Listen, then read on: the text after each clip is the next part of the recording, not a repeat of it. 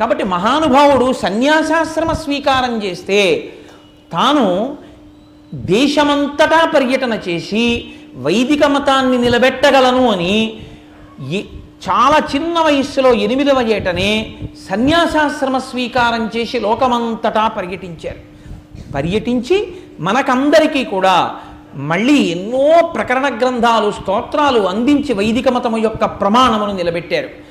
అలా శంకర భగవత్పాదుల యొక్క అవతారం రావడం మనందరికీ ఎంతో సంతోషకారణం.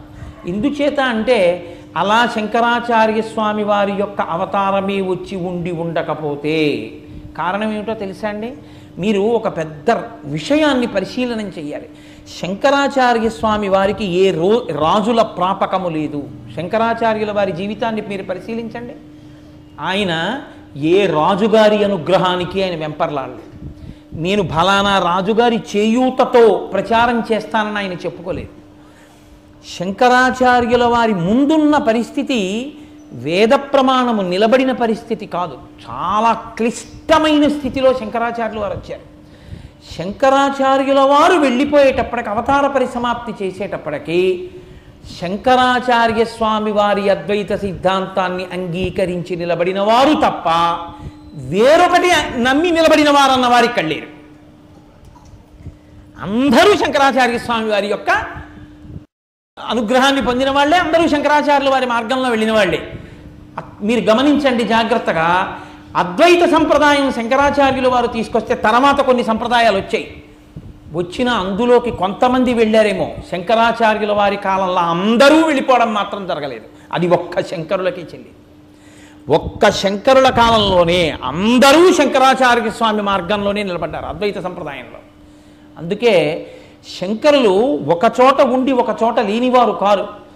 ఆయన కంచి కామాక్షి దేవాలయంలో ఎంత కనపడతారో కంచి వరదరాజస్వామి ఆలయంలో కూడా అందుకే అంతా కనపడతారు. మీరు ఇప్పటికీ కంచి వరదరాజస్వామి ఆలయంలో పేరుందేవి అమ్మవారు అంటారు. పేరుందేవి అమ్మవారి దేవాలయంలోకి ఎడుతుంటే స్తంభం మీద శంకర భగవత్పాదులు వ్యాసాచార్యుల వారికి నమస్కారం చేస్తుంటే వ్యాసుడు శంకరుల్ని లేవనెత్తి అద్వైతం సత్యం అద్వైతం సత్యం అద్వైతం సత్యం అని చెప్తున్నటువంటి మూర్తి ఉంటుంది అక్కడ స్తంభం మీద.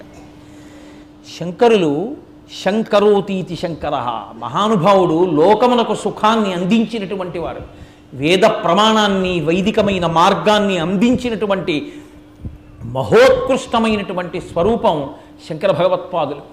అటువంటి శంకర భగవత్పాదులు రావడానికి ముందు గురు పరంపర అని ఒకటి చెప్తాం. లోకానికి అసలు ఒక సన్మార్గమును నేర్పాలి అంటే అధ్యాశ్రమి అని ఒక మాట ఉంటుంది సనాతన ధర్మంలో. అధ్యాశ్రమి అన్న మాటకు అర్థం ఆయన ఒక గురువు దగ్గర శిష్యుడిగా ఉండడు. ఆయన గురువుగారి దగ్గర నేర్చుకున్నాను అని చెప్పడానికి ఏం ఉండదు.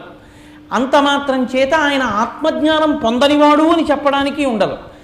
ఆయన ఇలా ఆచరిస్తాడు అని చెప్పడానికి ఆచరణ ఏమీ ఉండదు. మీరు ఆయన ఆచరించినట్లు మీరు ఆచరించలేరు. మీరు ఆచరించే ప్రయత్నం చేస్తే మీ ఉన్న మార్గంలోంచి మీరు కింద పడిపోతారు. అది అధ్యాశ్రమి అంటారు. దత్తాత్రేయ స్వామి వారు ఉన్నారనుకోండి, దత్తాత్రేయ స్వామి వారికి గురువుగారు ఉండరు. శుకబ్రహ్మ ఉన్నారనుకోండి, శుకబ్రహ్మ పుట్టుకతోటే అసలు ఆయనకి వ్యాసుడు ఏదో నేర్పాడని చెప్పడానికి ఏం లేదు. పుట్టగానే పరిగెత్తలేడు కాబట్టి ఆయనకి 5 ఏళ్ల వయస్సు వచ్చి ఉపనయనం చేయకముందే ఆయన బ్రహ్మజ్ఞాని అయి ఇల్లు విడిచిపెట్టి అరణ్యాలు పట్టుకుని వెళ్ళిపోయారు. ఎంత వెళ్ళిపోయారంటే ఆయన అసలు శుకబ్రహ్మ బట్టలు కట్టుకుని కూర్చుని ఉన్నట్టు మీరు ఎప్పుడైనా ఎక్కడైనా మూర్తిని చూశారా? శుకబ్రహ్మ బట్ట కట్టుకోరు. శుకబ్రహ్మ ఒంటి మీద బట్ట ఉండదు. ఎందుకంటే ఆయనకి అసలు లింగభేదం మనసులోకి ఎక్కదు. ఆయనకి స్త్రీ పురుష విచక్షణ లేదు. ఎందుకు లేదు అంటే ఆయన అసలు ఆ భావన ఆయనకి లేదు, ఆయనకి ఆ మనసు లేదు. ఆయన ఎప్పుడు బ్రాహ్మీమయమూర్తి అయి ఉంటారు పుట్టిన దగ్గర నుంచి అంతే. శుకబ్రహ్మ పుట్టుక నుంచి మహానుభావుడు, అంతటి వైరాగ్యం కలిగిన వాడు, అంతటి బ్రహ్మజ్ఞానం కలిగిన వాడు. పరమేశ్వరుడు అపూర్వ సృష్టి. కొంతమంది మహాపురుషులను అలా సృష్టి